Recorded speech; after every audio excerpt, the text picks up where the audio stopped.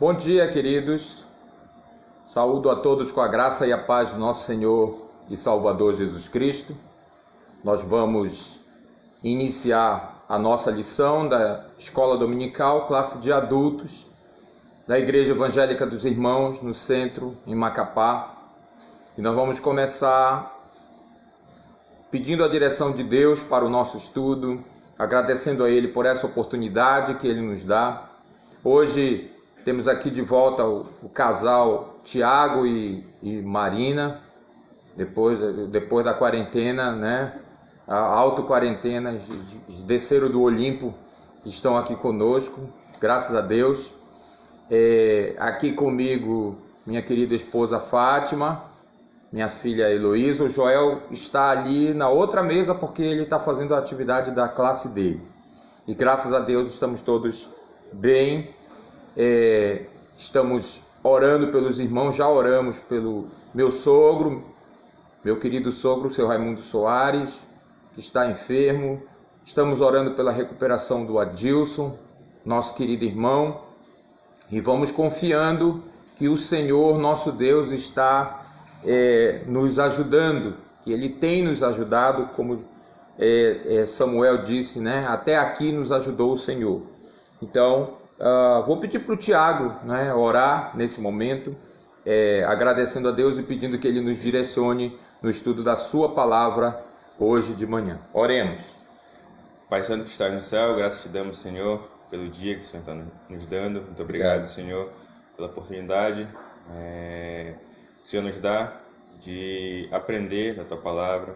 Obrigado, Senhor, pela tua misericórdia e graça que se renova conosco todos os dias. Muito obrigado, Senhor, por cada irmão que se faz presente nessa live e aqueles que ainda irão chegar. Abençoe, Senhor, a vida, o lar de cada um, Amém. Senhor.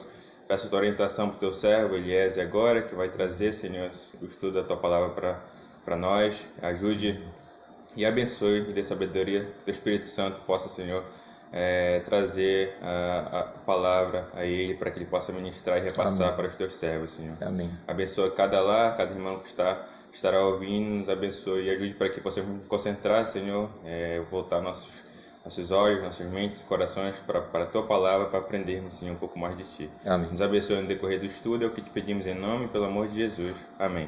Amém. Amém. Muito bem. Hoje a nossa missão aqui é árdua.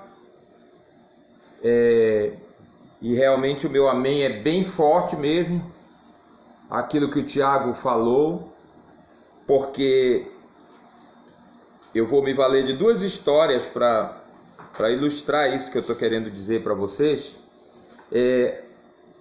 A primeira é um relato, na realidade, quando a gente está instruindo dirigentes de culto, normalmente a gente fala para eles que a gente deve tomar cuidado, né? Evitar, por exemplo, dirigir culto, dirigir reuniões na igreja com camisa de time.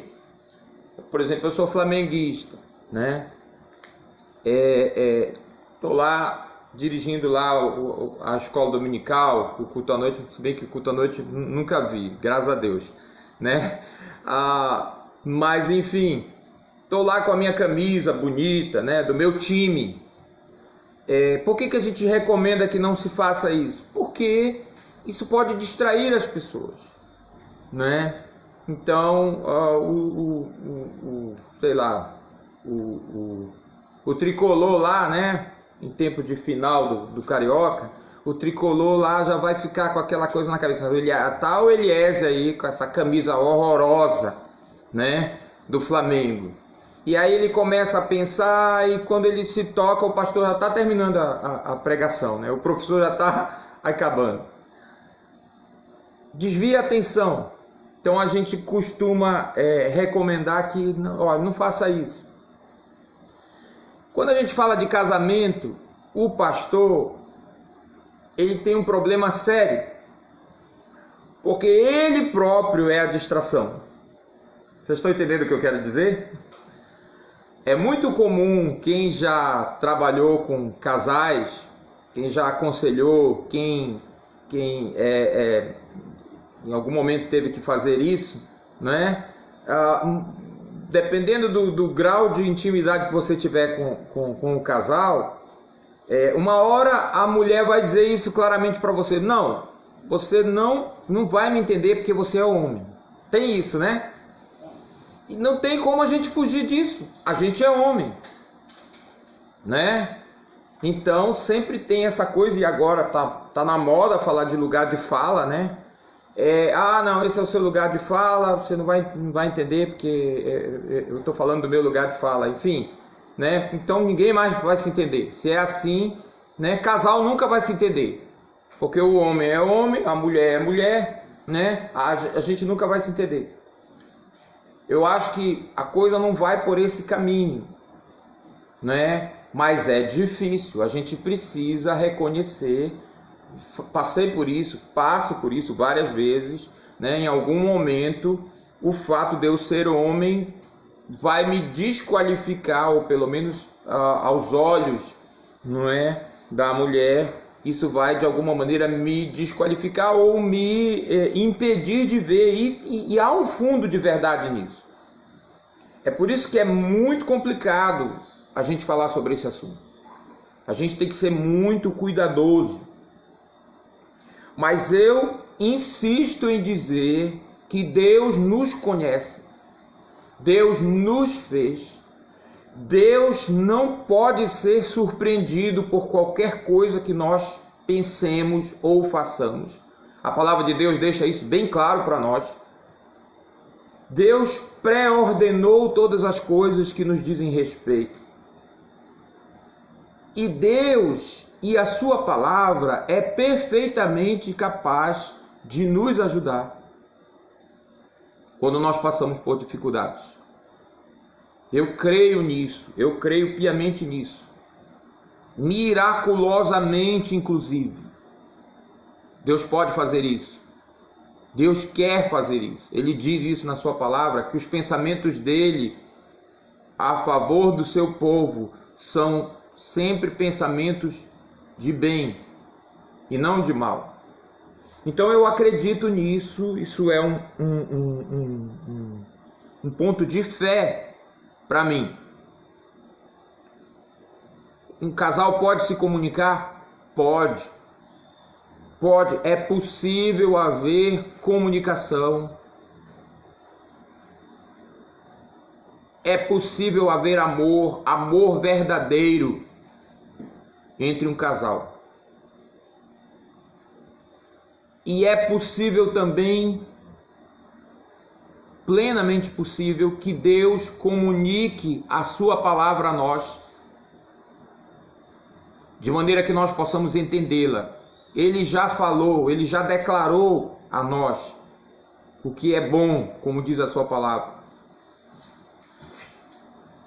E nós podemos entender isso porque nós temos o Espírito Santo. Nós, os que cremos no Senhor Jesus Cristo, nós temos o Espírito Santo que nos capacita a entender a sua palavra. A segunda história que eu vou contar rapidinho, vou primeiro ler uma mensagem que eu recebi no final do ano passado. Vou antecipar uma mensagem de Natal. Se você mandou essa mensagem para alguém, ou se você curtiu essa mensagem, me desculpe.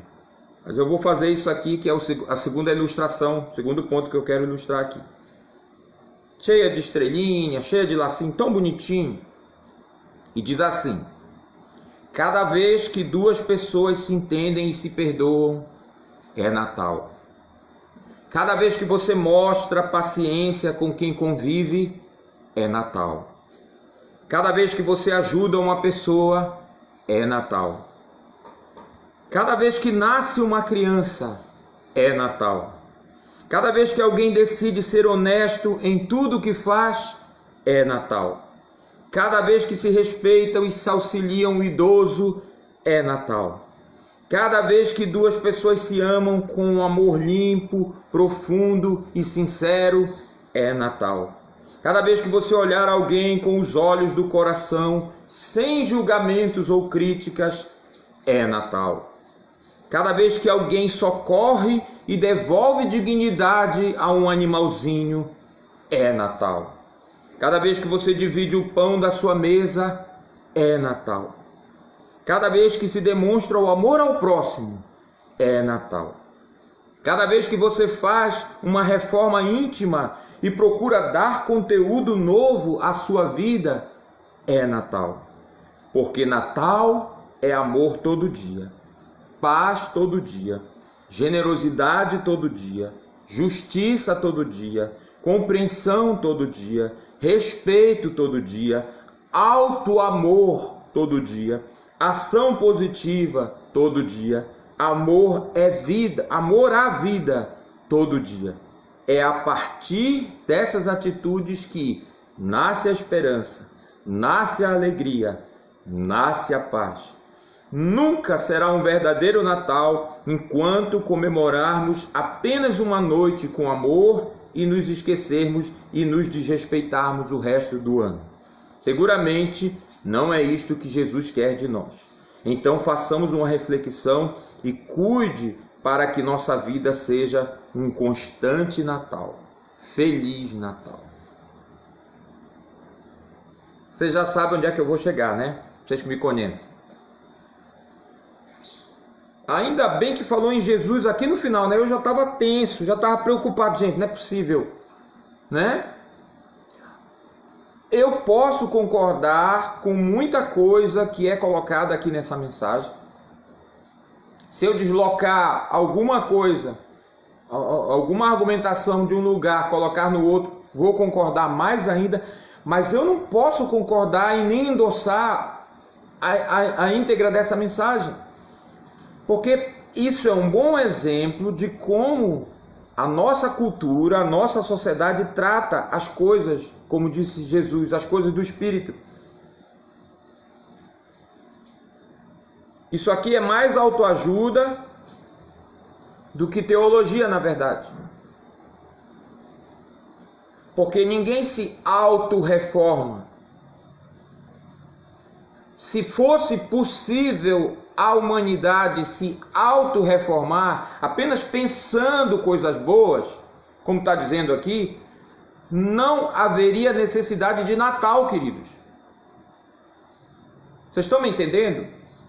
Jesus veio à Terra porque nós estávamos, como a palavra de Deus diz claramente, absolutamente perdidos, desesperados, sem esperança, sem Deus no mundo. Foi por isso que Jesus veio. Então, essa mensagem, com toda até pedindo desculpas à pessoa que elaborou e à pessoa que mandou, essa mensagem não chega ao cerne do problema. E, portanto, não pode dar uma solução que seja adequada, porque Jesus foi costurado aqui, como eu costumo dizer, né? O nome de Jesus foi costurado como uma bainha no final da mensagem, mas Jesus está fora de toda argumentação, ou pelo menos que deveria estar na base. E você vê isso acontecer com mensagens de Páscoa, você vê isso acontecer com várias mensagens de todos os feriados aí, as datas comemorativas ditas do calendário cristão. É por isso que eu praticamente estou abandonando essas datas, porque mesmo que a gente fale a verdade, as pessoas já estão tão poluídas de mensagens desse tipo aqui, que elas nem percebem o que a gente está dizendo ali. Eu vi uma vez um locutor de esporte. Eu tinha essa frase, eu não sei o que aconteceu, mas eu ainda tenho esperança que eu vou achar por aí, anotei em algum lugar, falando de Páscoa, e aí ele falou sobre isso. Cada vez que você se volta para dentro de você mesmo e procura fazer uma reforma, exatamente a mesma coisa que foi dito aqui, e procura fazer uma reforma interior, isso é Páscoa. Não é não. Pode se voltar para dentro de você mesmo, pode aí, e a Bíblia até nos recomenda que nós devemos fazer isso, mas nós devemos consultar o Senhor, como diz lá o Salmo 139. Nós devemos dizer para Deus: sonda-me, ó Deus, conhece o meu coração, prova-me, conhece os meus caminhos, vê se há em mim algum caminho mau e guia-me pelo caminho eterno. A verdadeira reforma interior dentro do ser humano, ela só é possível pelo Espírito Santo, pela ação miraculosa do Espírito Santo, quando o indivíduo, graciosamente, pela graça de Deus, reconhece-se pecador e clama pelos méritos de Cristo. Isso é a salvação graciosa de Deus. Mas a nossa cultura, a nossa sociedade dita cristã ocidental, pega os textos bíblicos, pega a mensagem bíblica, recicla, ressignifica e faz essa coisa aí anódina, essa coisa aí quase neutra, que é muito bom para a gente fazer um aceno de cabeça e dizer que coisa linda, que coisa bonitinha. Lembra do que eu falei sobre o amor algum tempo atrás? Trouxe até uma música que é até bonitinha, né? Para falar sobre essa questão. Estou dizendo tudo isso para vocês porque quando a gente fala de casamento e do seu oposto. Qual é o oposto do casamento? Hein? Qual é o oposto do casamento?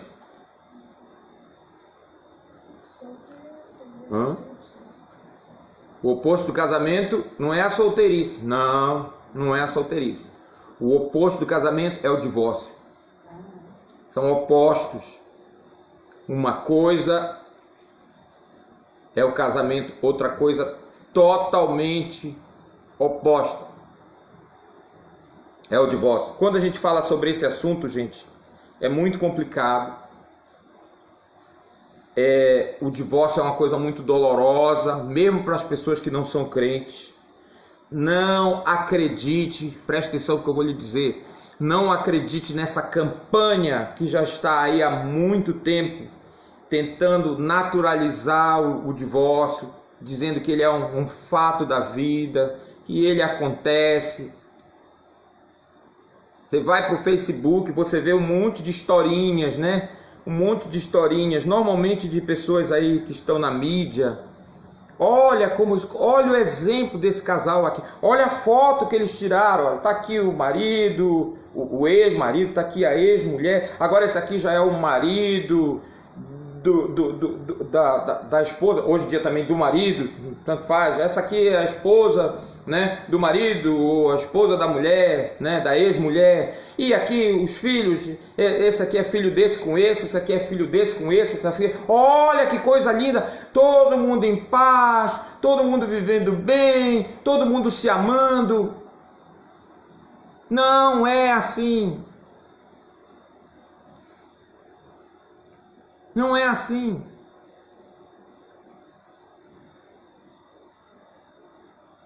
Eu já estou há algum tempo trabalhando como professor, sobretudo na faixa etária de juniores e adolescentes, e jovens também posso dizer. Eu sou testemunha do estrago que o fim de um casamento faz na vida dos jovens, na vida dos adolescentes, na vida das crianças.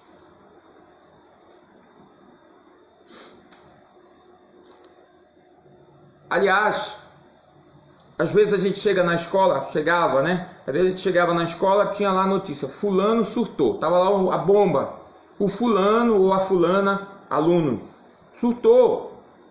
Eu cheguei uma vez na escola, numa das escolas onde eu trabalhava, tava lá a notícia, olha, fulano ficou de cueca na sala hoje.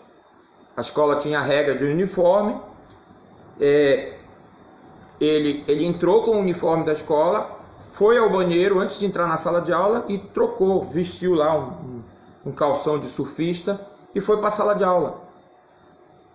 E depois a professora que estava cumprindo a norma da escola chamou a atenção dele. Olha, você sabe que é a norma da escola que você tem. Como que você entrou com esse calção? Não, eu entrei de uniforme, fui ao banheiro, troquei e vim para cá porque eu queria usar isso aqui. Queria Não, meu filho, mas você não pode fazer isso. Você sabe, a professora com a maior calma, uma senhora já, você sabe que você não pode usar esse calção aqui em sala de aula. Ele falou, eu não posso? E simplesmente tirou o calção. Agora imagina, né? E a galera gritando, uhul! Jogando papel para cima, aquela coisa, essas besteiras que a gente vê em filme que os adolescentes adoram imitar, né? A professora passou mal. A professora precisou ser atendida.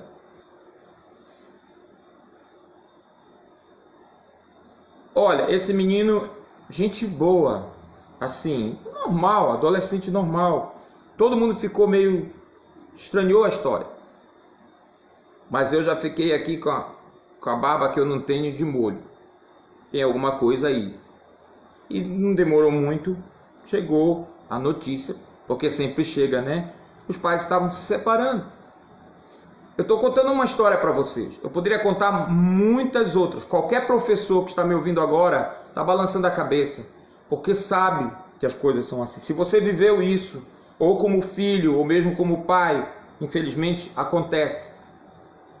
Você sabe a luta que você teve e talvez ainda tenha para lidar com as consequências que o final de um relacionamento traz às pessoas. Não é fácil. Então eu tenho muito respeito, eu quero deixar isso bem claro, para as pessoas que passaram por isso, que talvez estejam passando por isso, que talvez estejam sofrendo. Eu quero que você saiba, meu irmão, minha irmã, que eu peço ao Senhor que esteja o ajudando nesse momento tão difícil de ter que lidar com uma situação como essa. Não é fácil. Aliás, qualquer texto bom, e eu tenho muitos textos bons aqui hoje para falar sobre esse assunto com vocês, e eu vou compartilhá-los no nosso grupo da classe de adultos. Se você quiser se aprofundar nessa pesquisa, você pode fazer isso. Estou aqui com o texto do John Piper, excelente, onde ele coloca a posição dele sobre divórcio, novo casamento. Divórcio, novo casamento, uma declaração, é de 1986, e eu tenho um outro aqui, casamento, divórcio e segundo casamento, do pastor David Brown.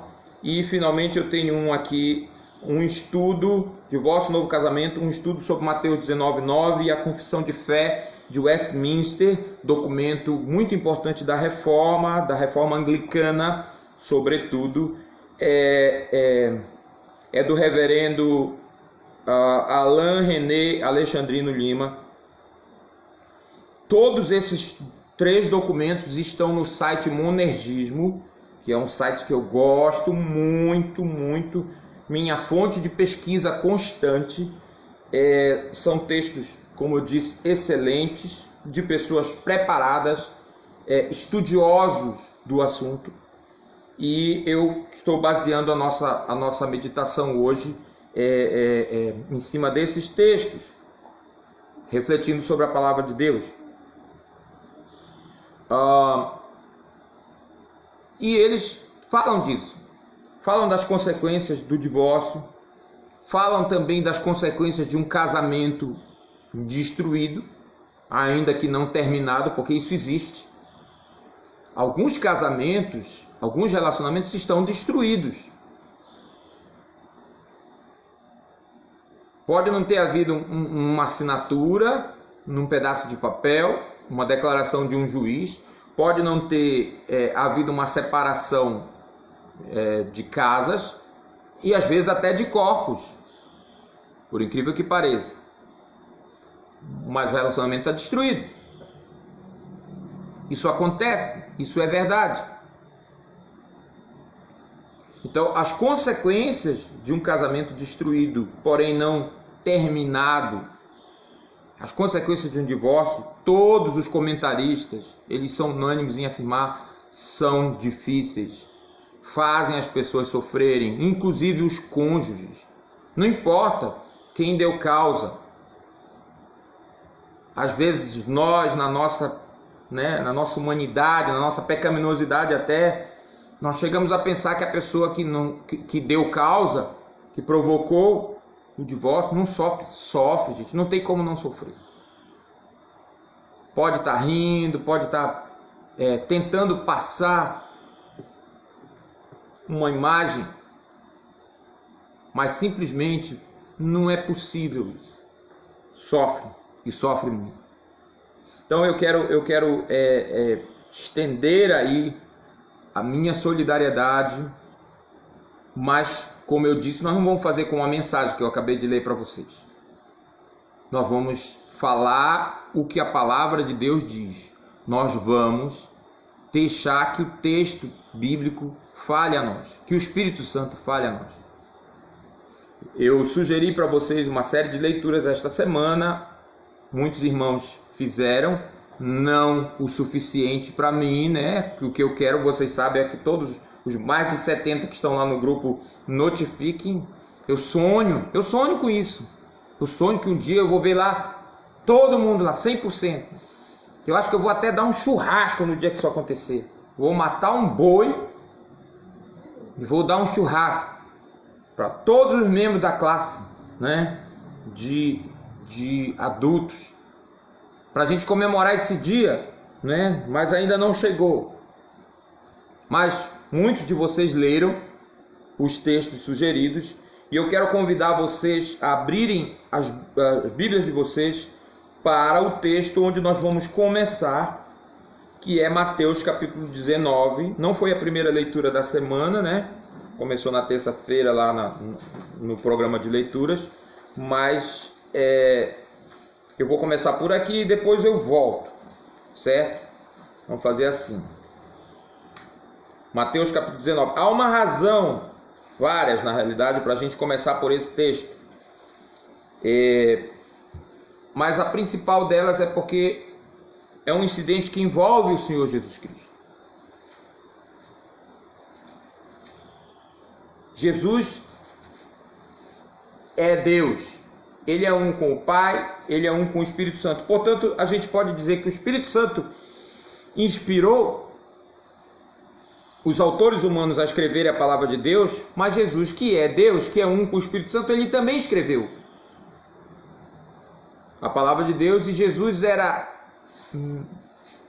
extraordinário, não poderia ser diferente, no manuseio, no uso da palavra de Deus. E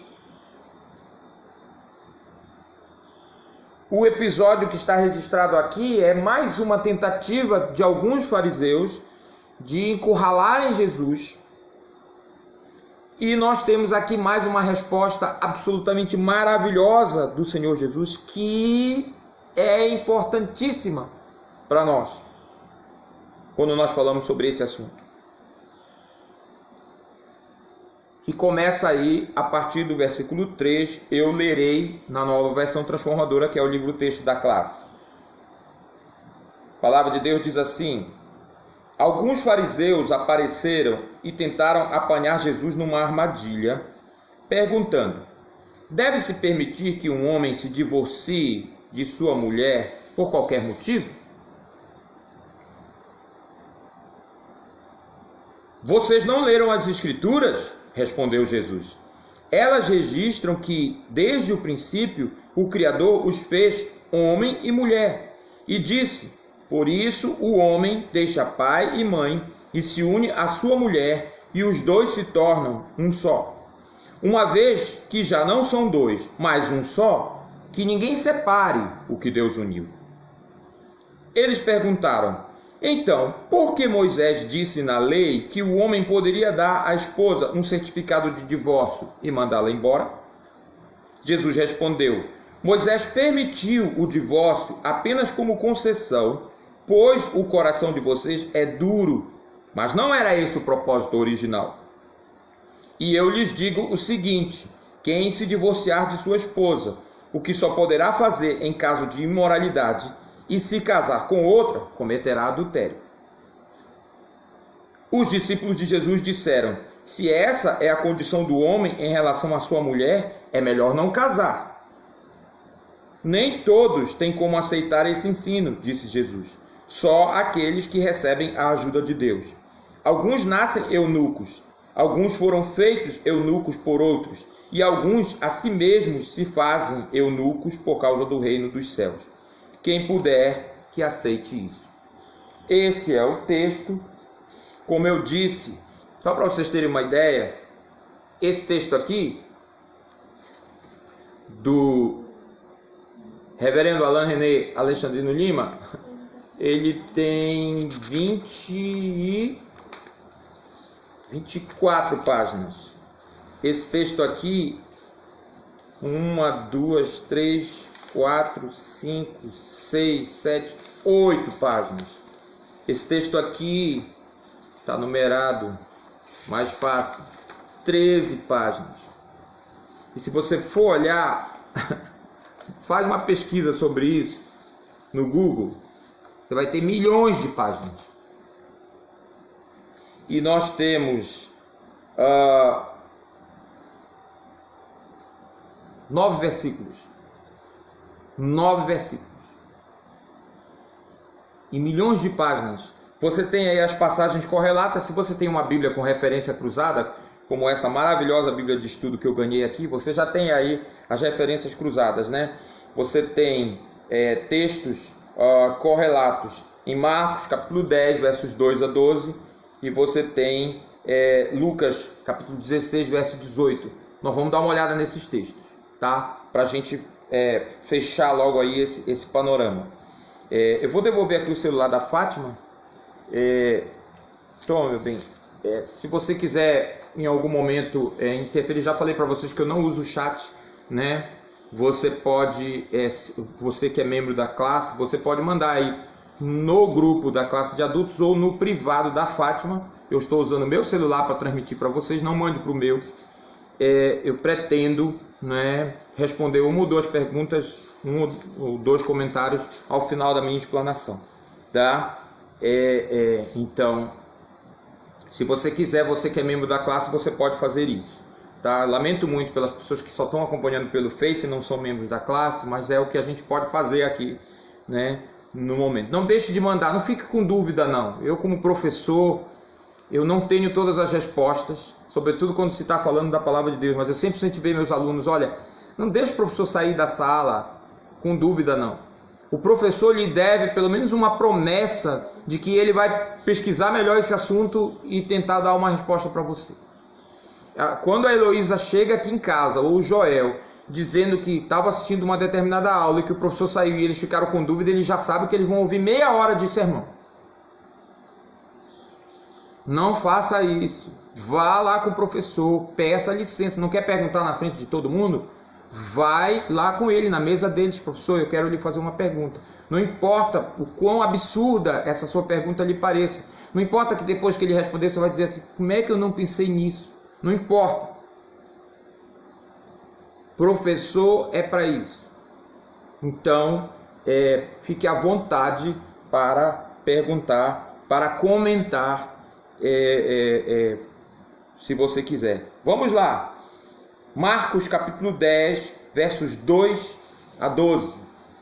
E logo depois você pode pegar Lucas capítulo 16. Já estou com Marcos aqui. E vou continuar lendo na NVT, tá? Alguns fariseus vieram e tentaram apanhar Jesus numa armadilha com a seguinte pergunta: deve-se permitir que um homem se divorcie de sua mulher? Jesus respondeu: o que Moisés disse na lei a respeito do divórcio? Ele o permitiu, responderam os fariseus. Disse que um homem poderia dar à esposa um certificado de divórcio e mandá-la embora. Jesus, porém, disse: Moisés escreveu esse mandamento porque vocês têm o coração duro, mas Deus os fez homem e mulher desde o princípio da criação. Por isso, o homem deixa pai e mãe e se une à sua mulher, e os dois se tornam um só. Uma vez que já não são dois, mas um só, que ninguém separe o que Deus uniu. Mais tarde, quando Jesus estava em casa com seus discípulos, eles tocaram no assunto outra vez. Jesus respondeu: quem se divorcia de sua esposa e se casa com outra mulher, comete adultério contra ela. E se a mulher se divorcia do marido e se casa com outro homem, comete adultério. Esse é o texto de Marcos, Lucas, capítulo 16.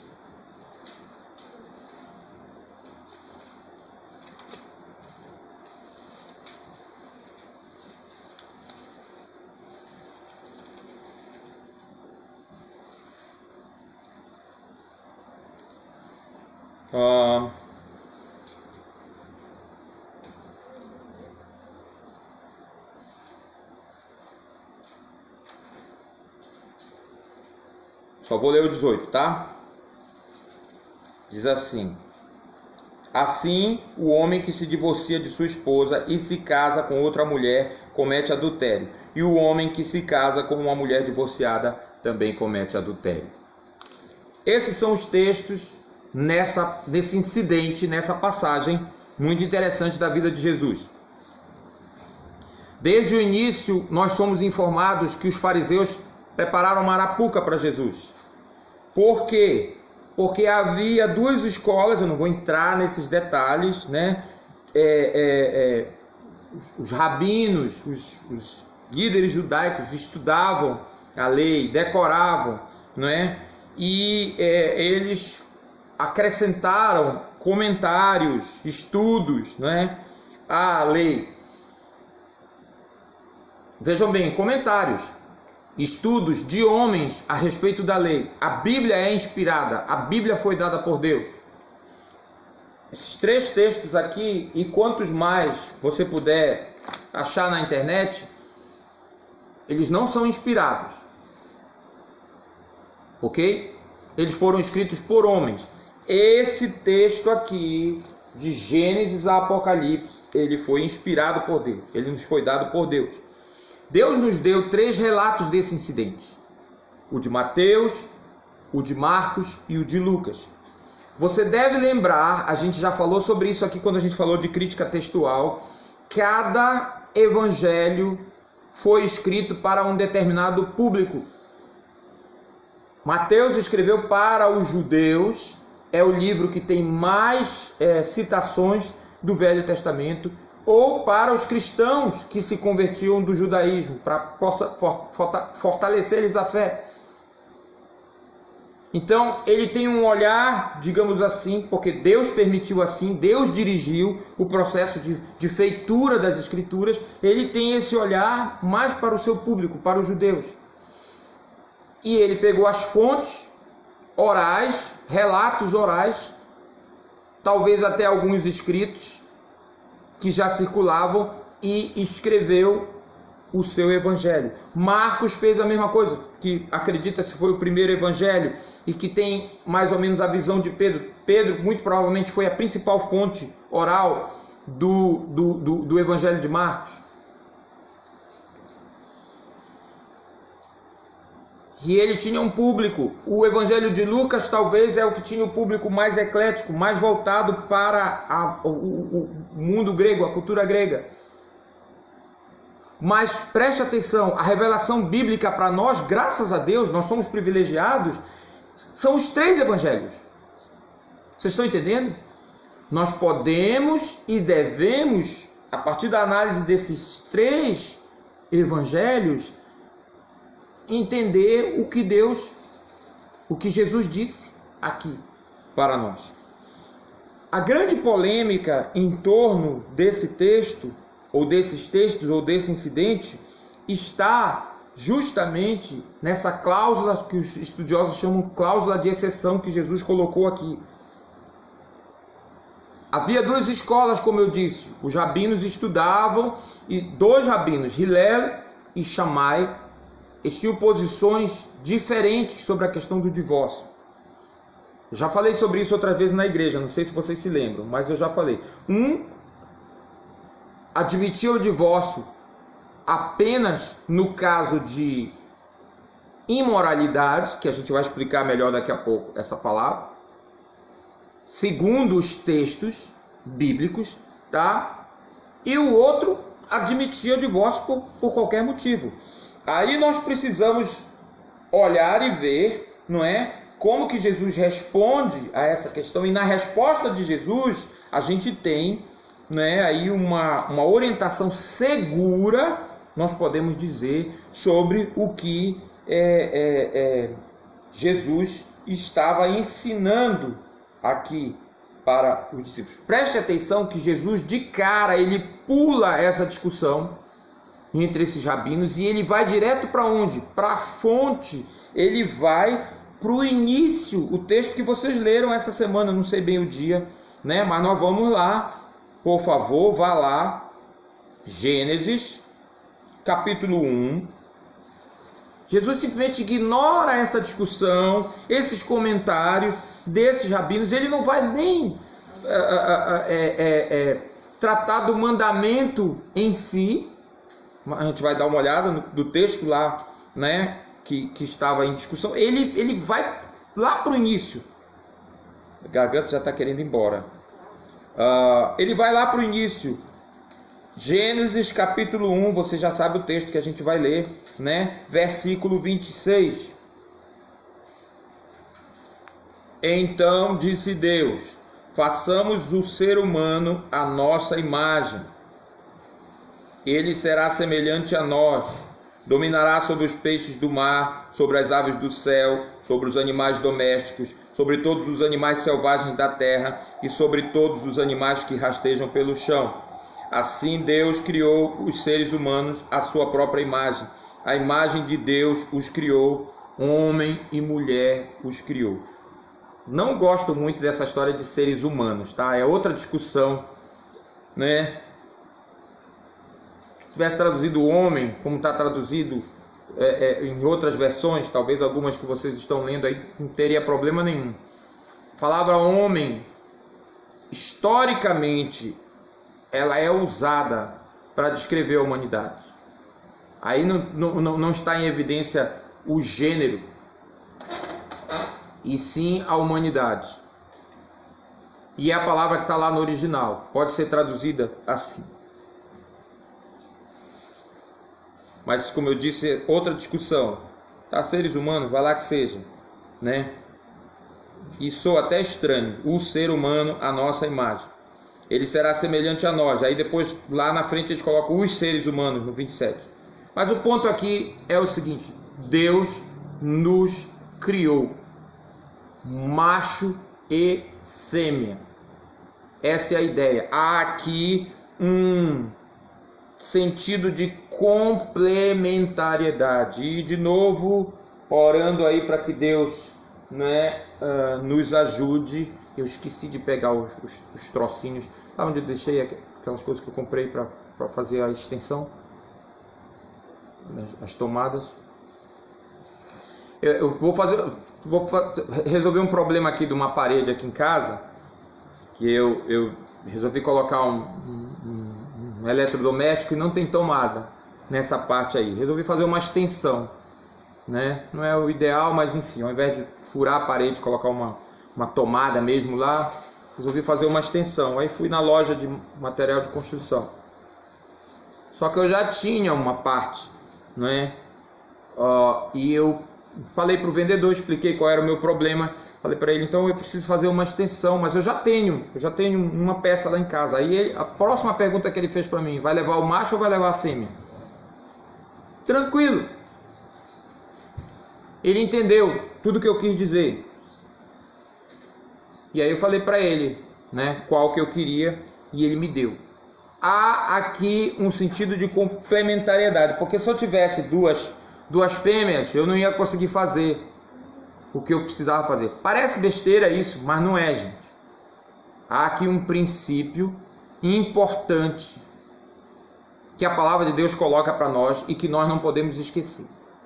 Se eu tiver duas fêmeas, eu não vou conseguir fazer uma extensão. Se eu tiver dois machos, eu não vou conseguir fazer uma extensão. Eu até vi um cara na internet que fez uma gambiarra. Esse vídeo é muito engraçado. Ele fez uma gambiarra, precisava ligar lá o troço. Já viu esse vídeo, Thiago? É muito legal. Jefferson que me mandou isso. Ele precisava ligar um troço lá e aí não tinha os equipamentos corretos. Ele foi dando um jeito, foi emendando um no outro, foi emendando. até que ele conseguiu. Não vou contar o final do vídeo, que é muito engraçado, né? O que aconteceu na hora que ele ligou, né? O rapaz lá na loja entendeu perfeitamente o que eu estava querendo dizer, e ele me atendeu, e eu trouxe o equipamento aqui para casa. Há, de novo, neste verso, uma complementariedade. O macho completa a fêmea e, igualmente, a fêmea completa o macho. Isso é importante ser dito para não desagradar ninguém. E Jesus diz claramente aqui, a partir do momento em que eles se unem, eles não são mais dois. Oh, Heloísa, obrigado. Tá aqui. Você sabe me dizer qual é o macho e qual é a fêmea? O Joel já tá... Pois é, né, Joel? Eu espero que esse vídeo não vai ser denunciado, gente, né? Mas tá aqui, o macho e a fêmea, encaixadinhos. Como eu disse, se eu tiver dois desse, eu não vou conseguir fazer o que eu preciso fazer. Se eu tiver dois desses, eu não vou conseguir fazer o que eu preciso fazer, a menos que eu me arrisque muito, né? É uma coisa tão simples, tão plástica, tão visual pra gente ver.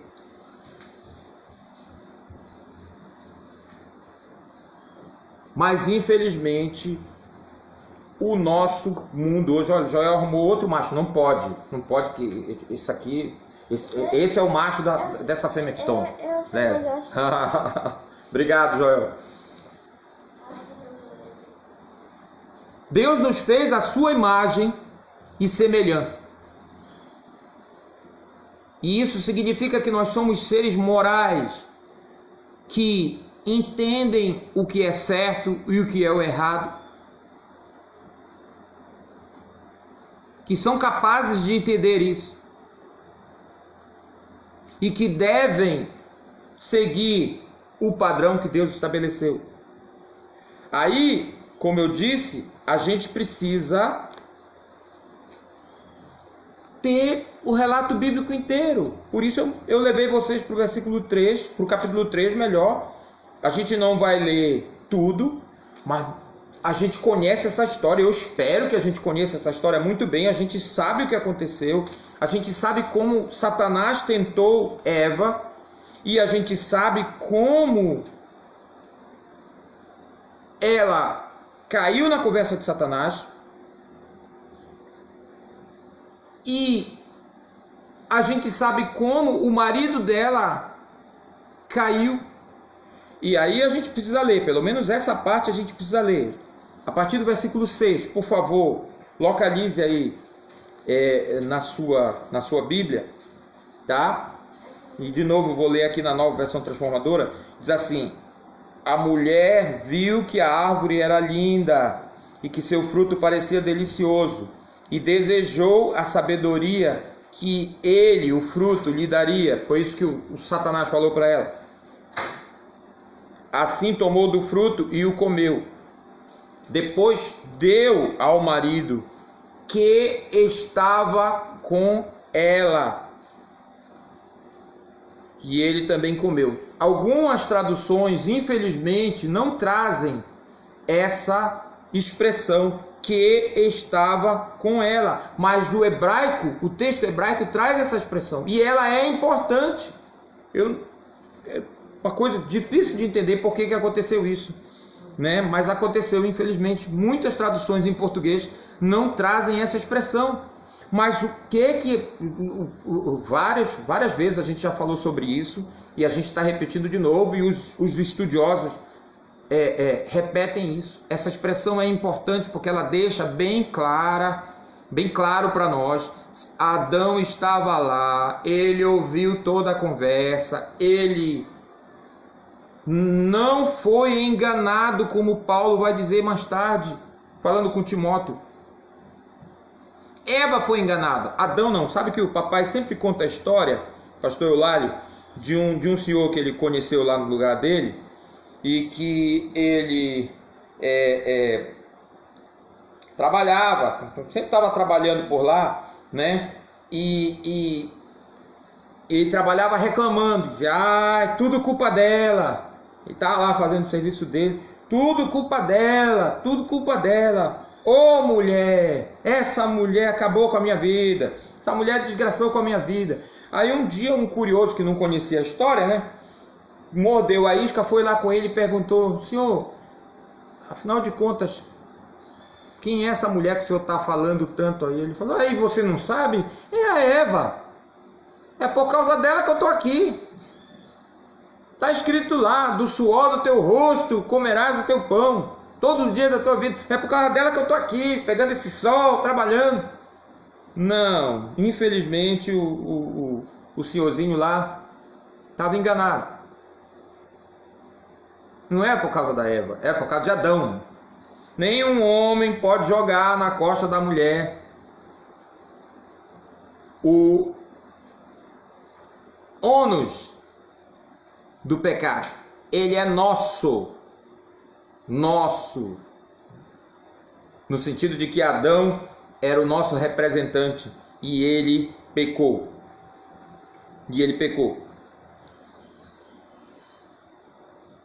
E, como eu disse, se é para falar da Bíblia, nós vamos falar da Bíblia toda. Jesus vai para o início de tudo e ele diz: olha, Deus os criou desde o princípio, macho e fêmea. E ele diz que quando o homem se junta, quando o macho se junta à sua fêmea, eles se tornam uma só carne. Eu quero ler uma citação aqui, num dos textos que eu falei para vocês, que é muito interessante, a argumentação que ele faz aqui. E ele diz, eu pensei que eu tinha marcado aqui, mas eu não marquei. Mas eu vou procurar depois para ler a citação exatamente como ele está colocando, né? Mas ele diz, citando um outro autor, ele diz: olha, não é por acaso que essa insistência da nossa sociedade em falar, né, em mencionar a sua autoafirmação, esteja jogando a sociedade num padrão muito diferente daquele que Deus estabeleceu. Ele diz assim, Johannes Gerdaus von Voss, que comenta o Catecismo Maior de Westminster, e ele diz assim: o resultado dessa ideologia que enfatiza a autoexpressão predominante em nossos dias, abre aspas, tem sido a diminuição geral da oposição aos pecados de fornicação, adultério, divórcios e casamentos em desacordo com a Bíblia. Tá tudo ligado, gente. É exatamente isso. Quando você perde esse significado plástico, como eu disse, ilustrativo, visual do texto bíblico,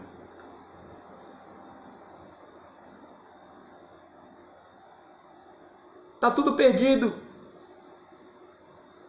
Como é que ele vai dizer para um jovem que ele deve se manter casto? Como que a gente vai fazer isso?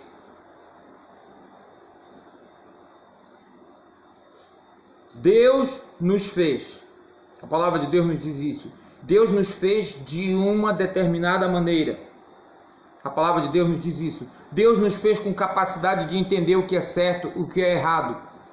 A palavra de Deus nos diz isso. Deus nos diz que o homem pecou e desde então toda a imaginação do seu pensamento é só má. Ele até sabe o que ele tem que fazer, mas ele tem uma inclinação natural para fazer o que é errado, o que lhe prejudica. A palavra de Deus nos diz isso. E Deus nos diz que nós, seres sexuais criados por Ele, da maneira como nós fomos criados, temos que viver a nossa sexualidade de uma determinada maneira que está claramente colocada aqui. Tem um filme, eu não vou citar o nome desse filme, porque eu não estou recomendando esse filme para ninguém, mas é um filme muito interessante. Eu já comentei isso várias vezes. E a história desse filme é que o próprio diabo resolve ter um filho. Então, ele escolhe lá um rapaz, e ele já tinha uma filha e um filho. Ele tinha uma filha, possuiu uma mulher e teve uma filha, e ele tinha um filho. Só que aí, qual é o problema? Né? Não era diabo puro, ele precisava de um diabo puro, né? Então, ele precisava que o filho dele copulasse com a filha dele, para ele ter um herdeiro legítimo. Só que o rapaz lá na hora H, ele se recusa. Essa cena é muito interessante, gente. Me desculpem aí se eu estou ofendendo alguém. Não é essa a minha intenção, mas eu gosto muito de ilustrar com coisas daí da nossa cultura que a gente pode olhar e ver. Eu decorei o trecho desse filme. A mulher lá, uma mulher bonita, né, lá já pronta lá, disposta. O diabo lá, uma interpretação muito, como sempre, muito vibrante do Al Pacino, né? E ele dizendo lá: bora, rapaz, o que você está esperando? Olha, ela tá aí. E o menino lá, o menino não era menino, o cara lá, o personagem, não sei o que e tudo, e ele, não vou fazer. Aí ele diz assim: o que está impedindo você? Deus?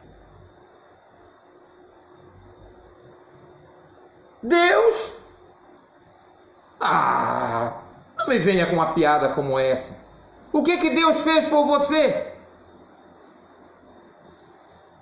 O que Deus fez por você? O que Deus fez pelo homem? Veja bem, Ele criou o homem com a capacidade de sentir prazer sexual. E depois o que Ele fez?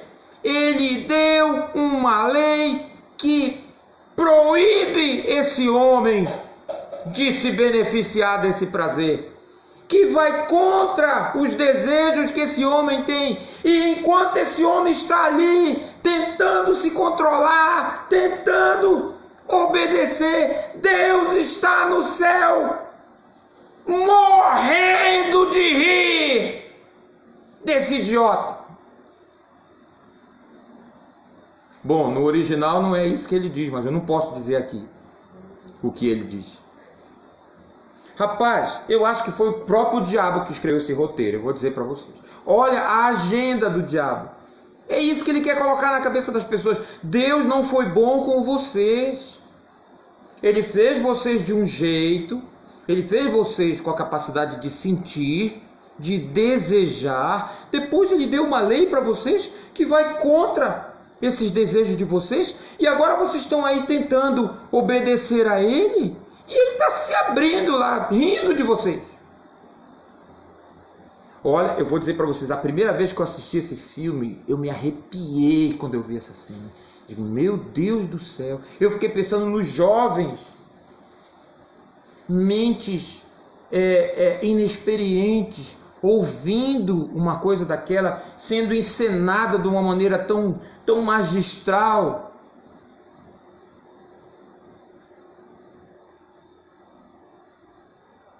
E talvez pensando, mas sabe que é isso mesmo? Como será que esse jovenzinho ali se sentiu da próxima vez que ele foi tentado?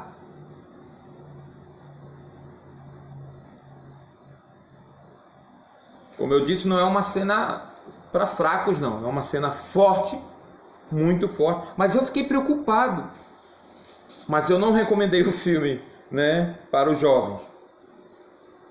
Muito embora eu acho que a minha geração toda deve ter assistido esse filme. Se você assistiu, né, você sabe exatamente o que eu estou dizendo. Não é assim que a palavra de Deus diz. A Bíblia diz que Deus nos fez perfeitos, inclusive com a capacidade de amá-lo e obedecê-lo. Mas o homem decidiu desobedecer a Deus. Como livre que era, ele decidiu desobedecer a Deus. Gente, que horas são, por favor? Alguém me informa aí. 10h30. Horário? 10h30? Eu não vou correr aqui, eu não estou com pressa. Realmente, se eu tiver que parar antes de terminar a argumentação, eu vou parar. Mas eu espero que os irmãos estejam me acompanhando. O C.S. Lewis, ele diz no seu livro Cristianismo Puro e Simples, ele fala, olha gente, licença, outros animais têm outras formas de se reproduzir. É com Deus o fato de que ele decidiu que a maneira como a gente iria se reproduzir nos proporcionaria o prazer que proporciona. Isso aí é com Deus. Agora estou falando eu, não o C.S. Lewis. Ele diz, nós não sabemos. Eu tenho algumas desconfianças que talvez eu acho que eu vou falar para vocês só domingo que vem. Eu acho que eu sei porque, ao menos em tese, Deus fez com que nós nos reproduzíssemos da maneira como nós nos reproduzimos. Deus que sabia de tudo e sabe de tudo, eu tenho aqui as minhas conjecturas, vamos dizer assim, baseado naquilo que eu vejo, olhando, comparando as culturas. Mas o que eu quero que fique bem claro para você é que Deus, a palavra de Deus diz, não errou quando nos fez da maneira como Ele nos fez. Deus não errou quando estabeleceu o casamento da maneira como Ele estabeleceu. E isso é importante a gente repetir ad nauseam, até enjoar. Aos nossos jovens, sobretudo, às nossas crianças, o casamento, esse tipo de casamento aqui, em que o macho deixa a sua família original, se une à sua fêmea, e os dois se tornam um só. Esse tipo de casamento aqui não é uma invenção humana, não é uma instituição humana, é divina. Ontem a Fátima estava conversando com a Heloísa aqui, e aí, eu não sei, não me lembro exatamente qual foi o contexto, me lembrem aí se vocês... Mas eu sei que a Fátima falou para a Heloísa, não, Heloísa, tu tem que errar, isso aí tu tem que tentar e tu tem que errar. A única coisa que tu só tem uma chance de acertar é no teu casamento.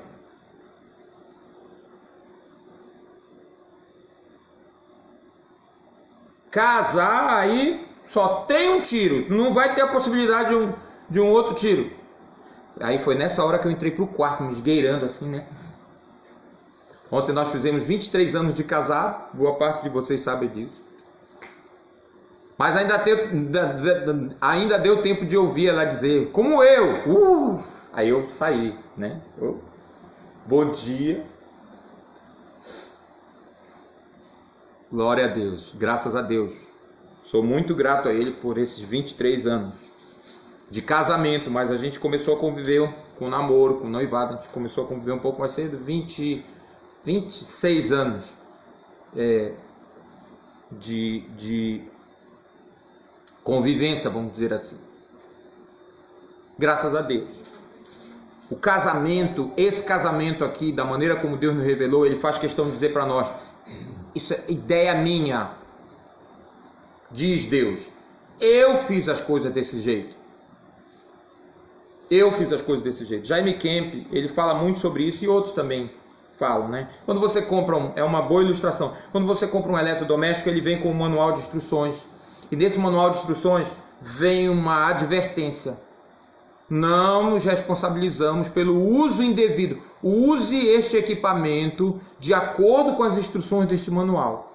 Se você usar em desacordo, violando as instruções desse manual, nós não nos responsabilizamos pelo que pode acontecer. Quase que Deus faz a mesma coisa conosco nesse assunto de casamento. Ele nos diz que Ele instituiu o casamento, esse casamento que nós já falamos aqui, Ele nos dá este manual de instruções e Ele diz para nós, olha, tá aí. O manual tá aí, uso indevido, responsabilidade de vocês. Isso é o que a palavra de Deus diz e nós, repito, precisamos enfatizar isso. Nós, igreja, precisamos enfatizar isso. Eu estava fazendo a minha pesquisa para essa aula e eu tenho vários links Pandemia aumenta a procura por casos extraconjugais. Manchete, saiu em vários jornais. Pandemia aumenta a procura por brinquedos sexuais. Gente, é uma coisa tão ridícula isso. Brinquedo é para quem? Joel, me fala, brinquedo é para quem? Fala alto, Joel. Criança. Brinquedo é para criança. E é exatamente o que as pessoas... Desculpa, eu preciso dizer isso. É exatamente o que as pessoas que andam atrás desses produtos são. Crianças.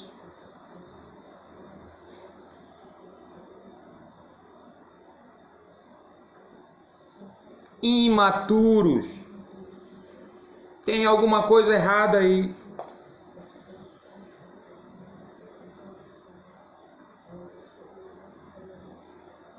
Tem alguma coisa errada.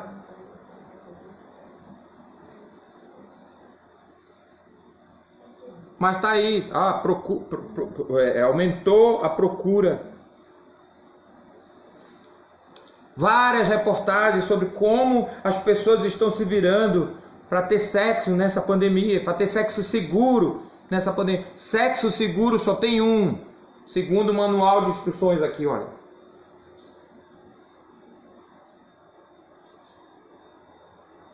Eis porque deixa o macho, pai e mãe, se une à sua fêmea e os dois se tornam um.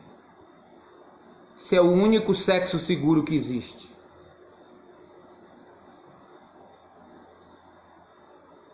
Eu sei do que você está pensando. Mas e os maridos que traem as esposas? E as esposas que traem o marido?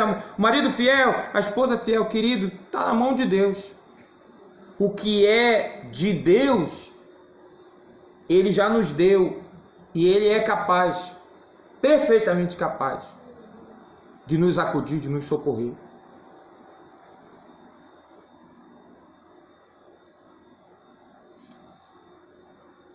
E Ele tem nos socorrido. Esse aqui é o detalhe.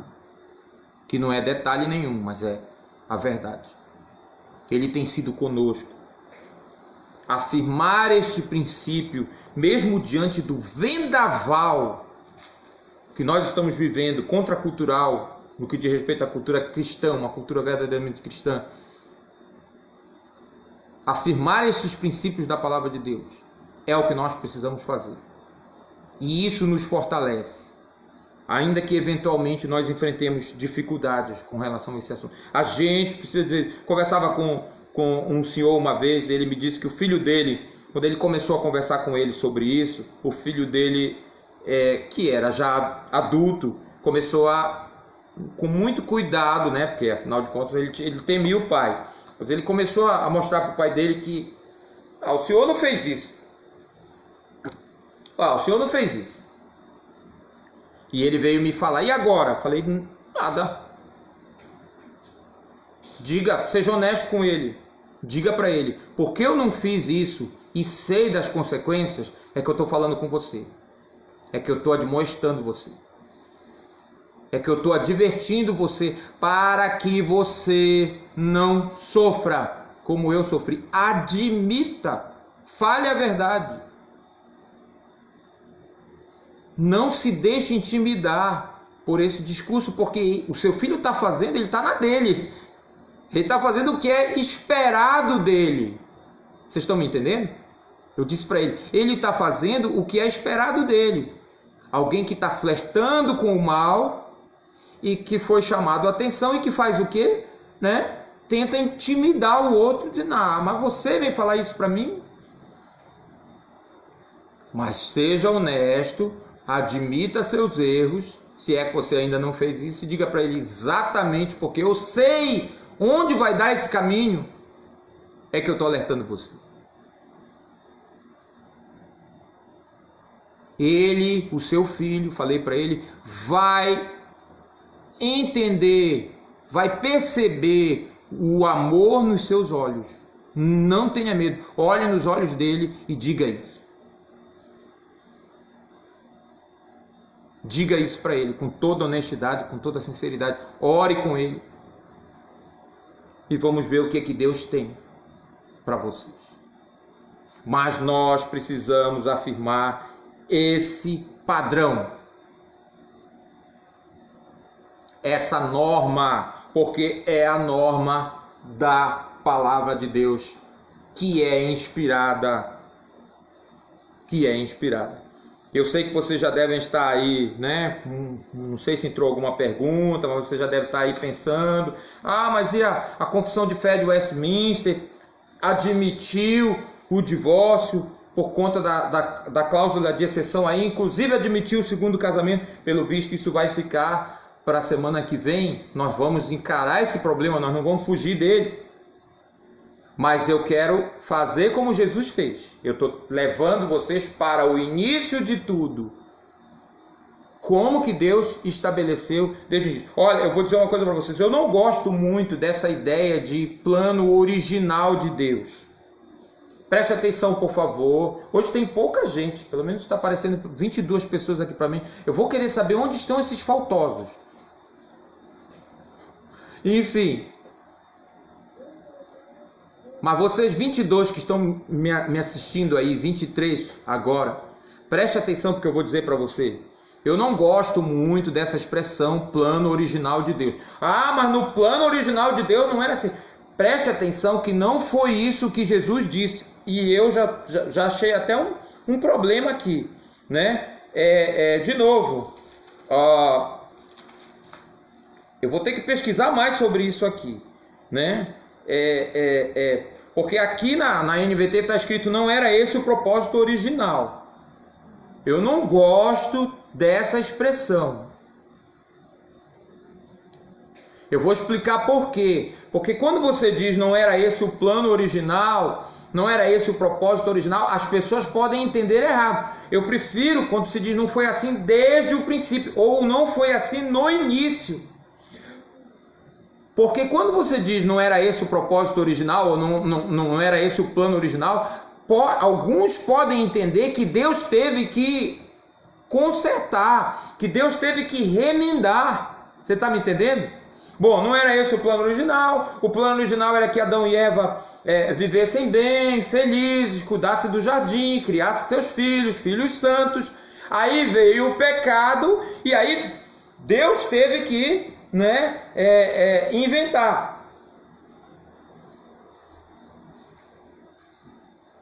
Vocês estão me entendendo? Não é pergunta. Não tem pergunta, né? As minhas assessoras estão me assessorando aqui. Parece que Deus percebeu que alguma coisa deu errado e aí... Não é isso. Deus já sabia o que ia acontecer. Deus nos criou de uma determinada maneira e Ele estabeleceu a salvação por meio de Jesus Cristo, a restauração por meio de Jesus Cristo. Então eu quero que isso fique bem claro para vocês. Fique bem claro. É muito importante a gente entender isso. Jesus disse: não foi assim desde o princípio. Não foi assim no início. E aí, quando os fariseus continuam argumentando, aí Jesus resolve a questão dizendo: o único caso em que o divórcio pode ser permitido, isso eu já vou adiantar, são 10h44, ainda tem tempo, né? Ele diz claramente: olha, quando o homem se une à sua mulher, eles já não são mais dois, eles são um só. E o que Deus juntou, o homem não deve separar.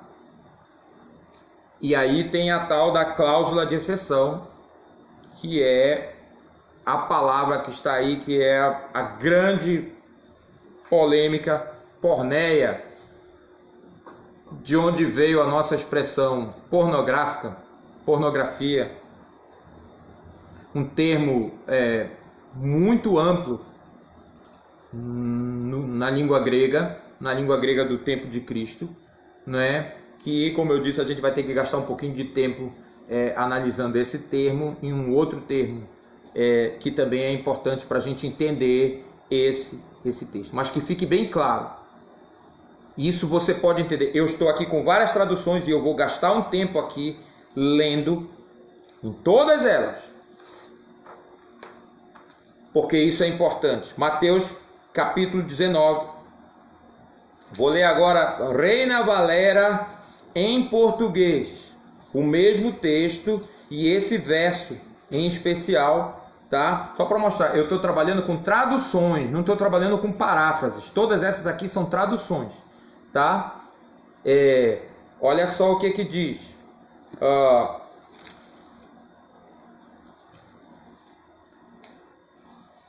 Disseram-lhe, 7, porque mandou Moisés dar carta de divórcio e repudiar? E ele lhes disse, por causa da dureza de vosso coração, é que Moisés vos permitiu repudiar vossas mulheres. Porém, não foi assim desde o princípio. Olha, ele manteve aqui. Não foi assim desde o princípio. Eu, porém, vos digo, quem repudiar sua mulher, não sendo por causa de fornicação, optaram por traduzir aqui a palavra porneia por fornicação, é o termo que eu prefiro. Eu vou explicar isso com mais detalhes na próxima semana, acompanhando aqui os meus mestres, né? É o termo que eu prefiro. Não sendo por causa de fornicação, e se casar com outra, cometerá adultério. E o que casar com a repudiada, cometerá adultério. Eu gosto muito da maneira como a Reina Valera traduziu esse verso 9. Agora eu vou ler aqui na Nova Almeida, nova versão Almeida, tá? Bem recente, só o 9. Vou ler 8 e 9. Jesus respondeu, foi por causa da dureza do coração de vocês que Moisés permitiu que vocês repudiassem a mulher, mas não foi assim desde o princípio. Eu, porém, lhes digo, quem repudiar a sua mulher, não sendo por causa de relações sexuais ilícitas, e casar com outra, comete adultério. Nova Almeida. Vou ler agora Bíblia Sagrada, edição pastoral, uma edição da Igreja Católica, uma tradução católica. Vocês sabem que o Novo Testamento da Igreja Católica é o mesmíssimo Novo Testamento nosso, aqui, né? Os 27 livros. Então eu tenho uma Bíblia Católica em casa que eu inclusive uso e que eu gosto de comparar. Mateus 19, 8 e 9.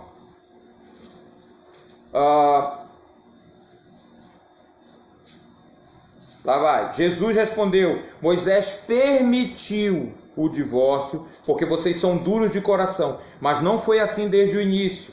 Eu, por isso, digo a vocês, quem se divorciar de sua mulher, a não ser em caso de fornicação, e casar-se com outra, comete adultério. Aqui está, essa foi a Bíblia Sagrada, edição pastoral. King James, em português, edição bilíngue, 8 e 9. Disse-lhes ele, Moisés, por causa da dureza dos vossos corações, vos permitiu repudiar vossas mulheres, mas ao princípio não foi assim. Eu vos digo, porém, que qualquer que repudiar sua mulher, não sendo por causa de prostituição, usaram um termo mais forte aqui, que tem outra conotação no português, e casar com outra, comete adultério. E o que casar com a repudiada também, acrescentar aqui essa palavra também, que é muito interessante, a gente vai falar sobre isso no próximo domingo, comete adultério. Então, eu tenho aqui, eu já li na nova versão transformadora, eu vou terminar com a nova tradução na linguagem de hoje, tá? Mateus 19, 8 e 9. Jesus respondeu, Moisés deu essa permissão por causa da dureza do coração de vocês, mas no princípio da criação não era assim. Portanto, eu afirmo o seguinte, o homem que se separar da sua mulher, a não ser em caso de adultério, se tornará adúltero se casar com outra mulher. Gente, deixa o texto falar. 1, 2, 3, 4, 5, li em 6 versões para você. Observe que não tem grande variação. Não tem grande variação. Jesus claramente afirma que a união do casamento é indissolúvel e que só pode ser rompida com a morte de um dos cônjuges. Eu vou explicar isso com mais detalhes. Ou com porneia, eu vou usar o termo original, grego, porneia. Vou explicar esse termo na próxima semana. Então, a cláusula de exceção é isso. A não ser em caso de porneia, o divórcio não é permitido. Moisés permitiu que vocês se divorciassem por causa da dureza do coração de vocês. Eu acho que vale a pena a gente dar uma olhada nesse texto lá de Deuteronômio, tá? Só para não ficar dúvida com relação a isso, né? Eu acho que não custa, né, a gente dar uma olhada lá. Deixa eu achar aqui. O texto de Malaquias eu sugeri para vocês, né? É um texto bem claro. O texto de Malaquias, ele diz: Deus odeia o repúdio, Deus odeia o divórcio, está bem claro lá. Deuteronômio 24, de 1 a 4, dê uma olhada aí rapidamente. É o texto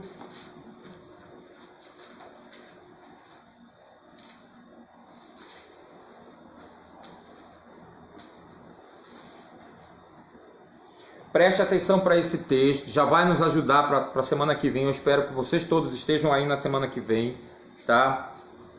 Deuteronômio capítulo 24 diz assim: se um homem casar e a esposa não for do seu agrado... Opa! Tiago, se agradou aí da Marina? Tiago e a Marina vão fazer 3 anos de casado, né? né? Novembro.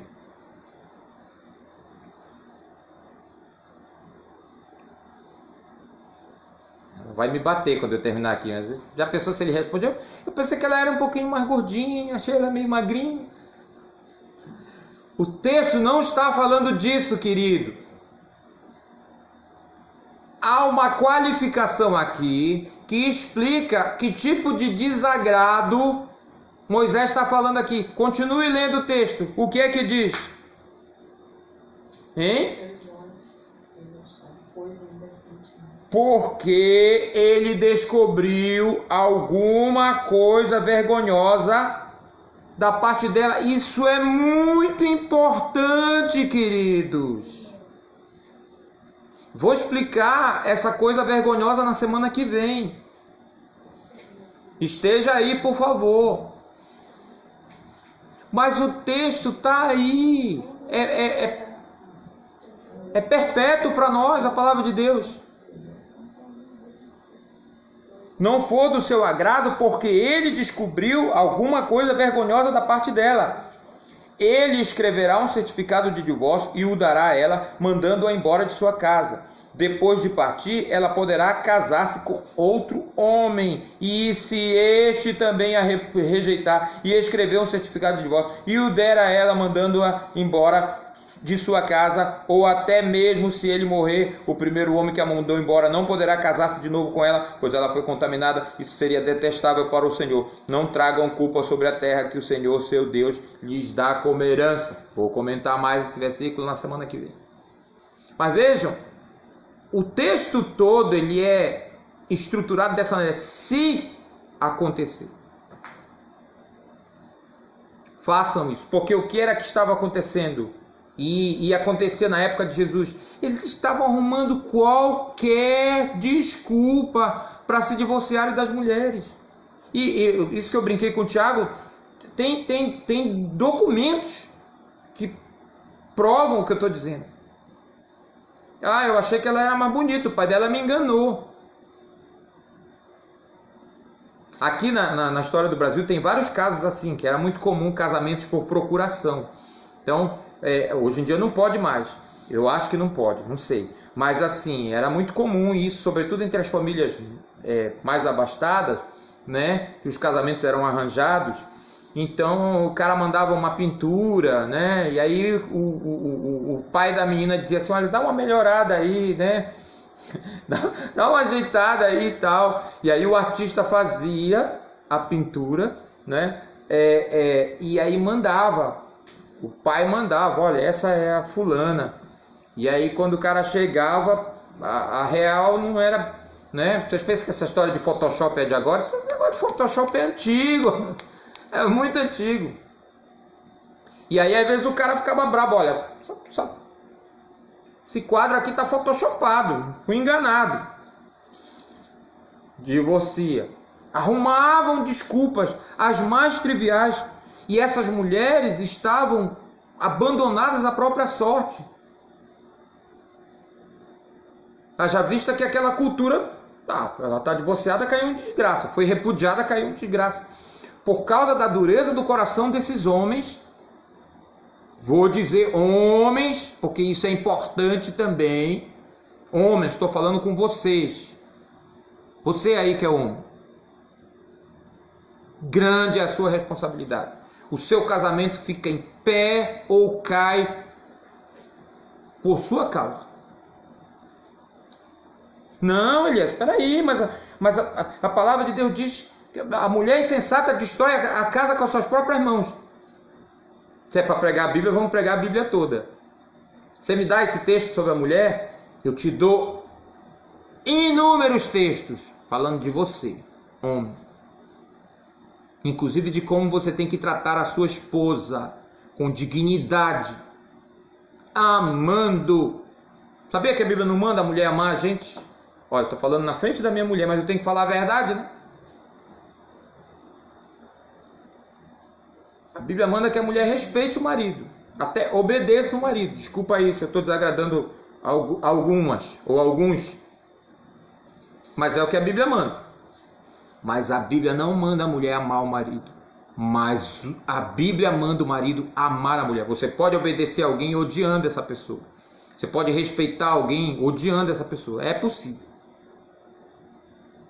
O peso maior, querido, foi colocado sobre nós, maridos. Essa é a hora que você engole em seco. Essa é a hora que você bebe um pouquinho d'água. Meu Deus!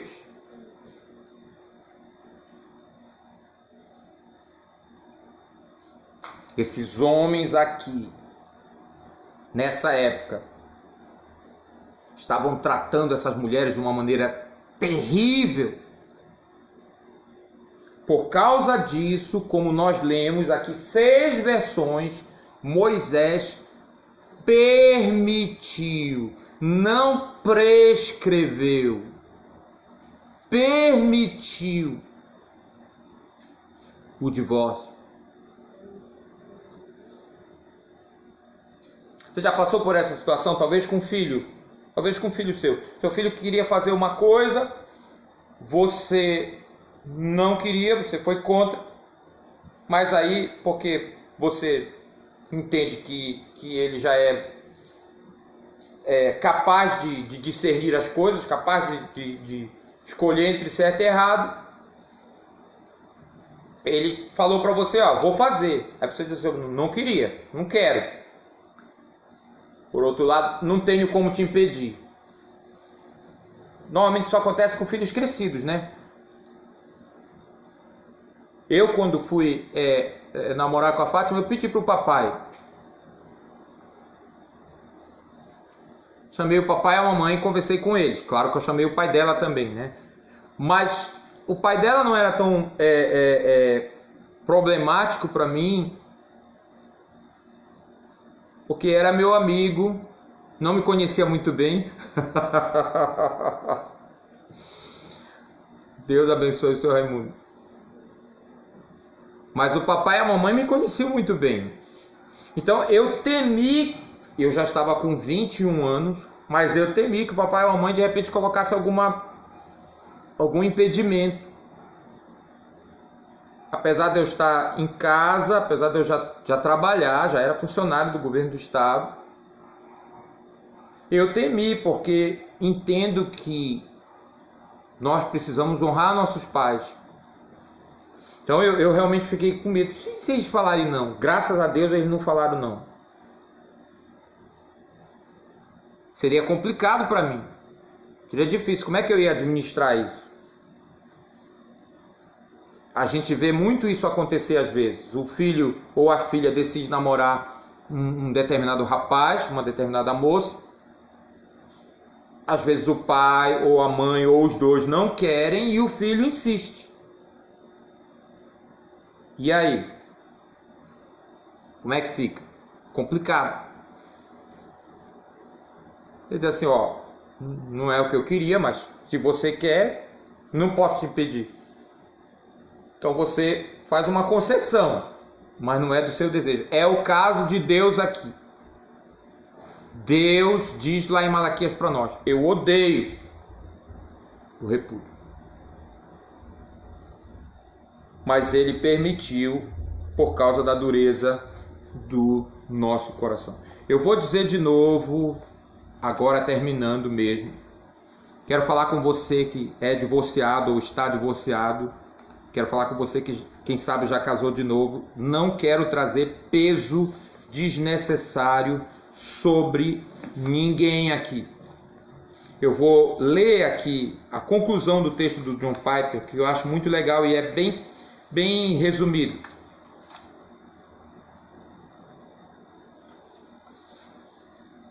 Preste atenção, vou ler aqui.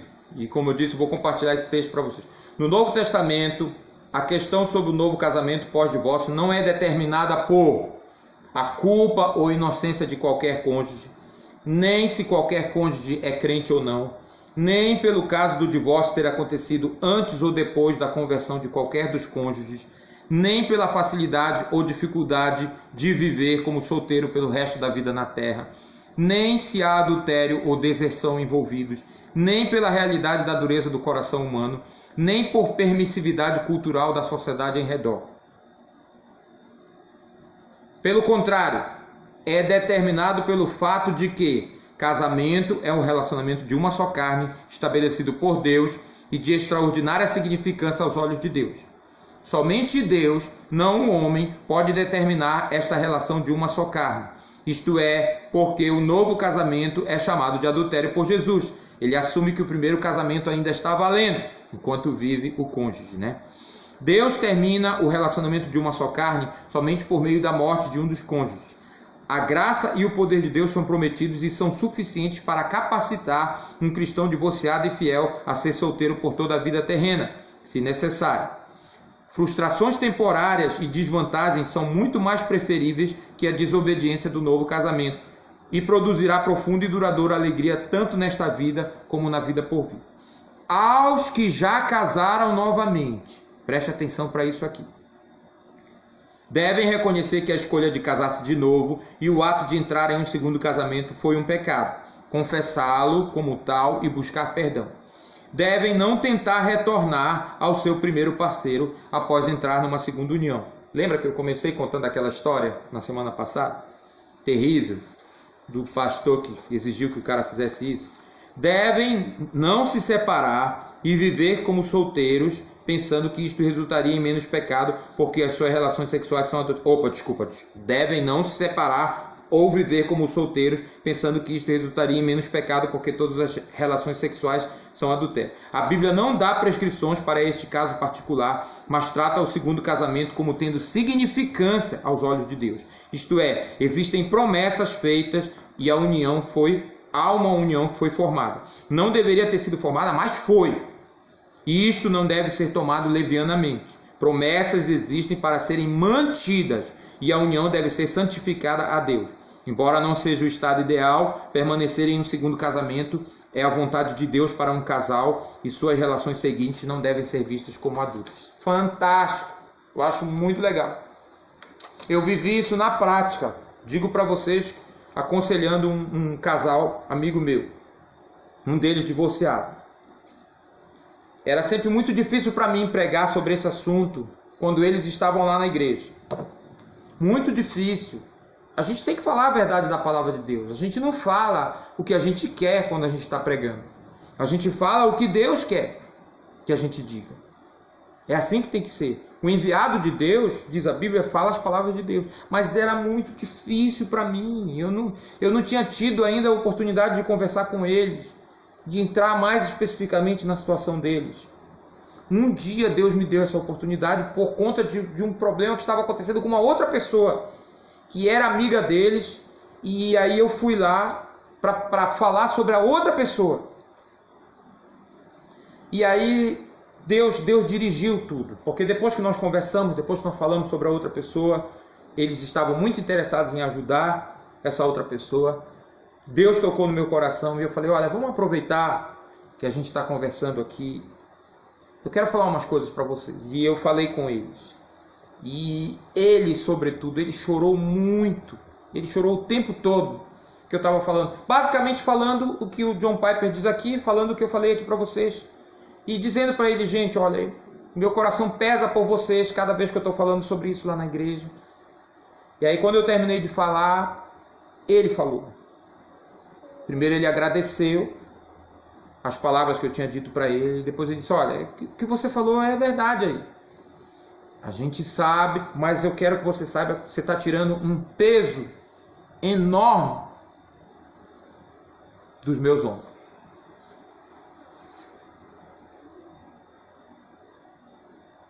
Aí foi a minha hora de chorar, né?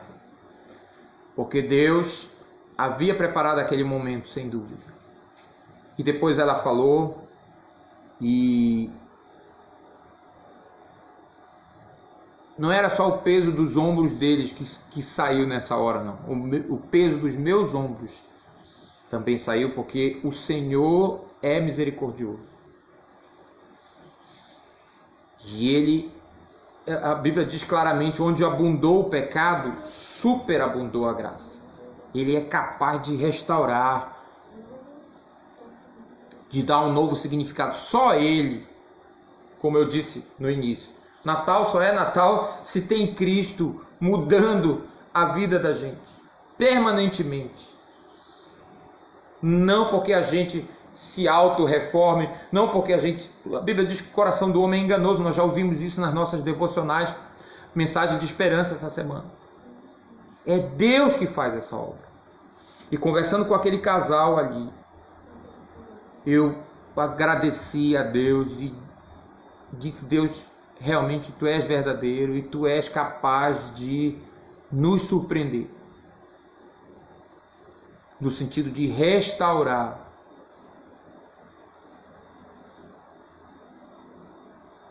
as nossas vidas. Então eu quero terminar com essa palavra.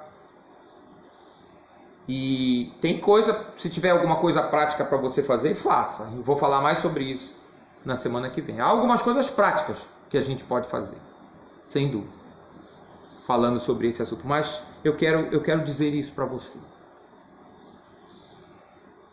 Confie em Deus. Espere nele. Pessoas decepcionam. Eu mesmo posso decepcionar vocês em algum momento. Mas Jesus jamais vai decepcionar vocês. Jamais. Vamos confiar nisso. Que Deus nos abençoe. Por favor, mande a sua pergunta, seu comentário, se você tiver, sobre este assunto. Eu vi outras 2 perguntas aqui, mas eu vou responder privadamente, porque julguei que ia nos desviar um pouco do foco que a gente estava tentando dar aqui. Vou postar esses textos. Como disse, é um estudo longo, mas vale a pena e trará muita bênção para nós. Vamos orar. Ó Deus, quão maravilhoso é saber que nada há de imperfeito, que nada há de mal no Teu plano para as nossas vidas. Como é bom saber, Senhor, que o Teu plano, traçado antes da fundação do mundo para nós, há de nos conduzir, pela Tua misericórdia, pela Tua graça, ao céu, onde nós seremos plenamente restaurados, Senhor, na nossa comunhão contigo, onde tudo convergirá, ó Deus, para a Tua glória, para o Teu louvor, onde estaremos todos reunidos, sem qualquer resquício de pecado, por toda a eternidade. Glória, honra e louvor sejam dados a Ti, ó Deus, porque Tu és Deus soberano, acima de todas as coisas, Criador e sustentador do universo, e também porque Tu és o nosso Salvador. Muito obrigado, ó Deus. Obrigado porque, embora o nosso coração seja duro, o Senhor nos alcançou graciosamente. O Senhor transforma o nosso coração. O Senhor restaura os nossos relacionamentos. O Senhor acolhe aquele que sofre. O Senhor lhe restaura a alegria em Ti, Senhor, na Tua pessoa. Eu oro, ó Deus, por aquelas pessoas que estão me ouvindo e que têm sofrido, ó Deus, nos seus relacionamentos conjugais. Alguns que tiveram seu relacionamento terminado, ó Deus. Eu imploro em nome de Jesus que o Senhor os acolha, que o Senhor os assista, os instrua, os console com o Teu Santo Espírito.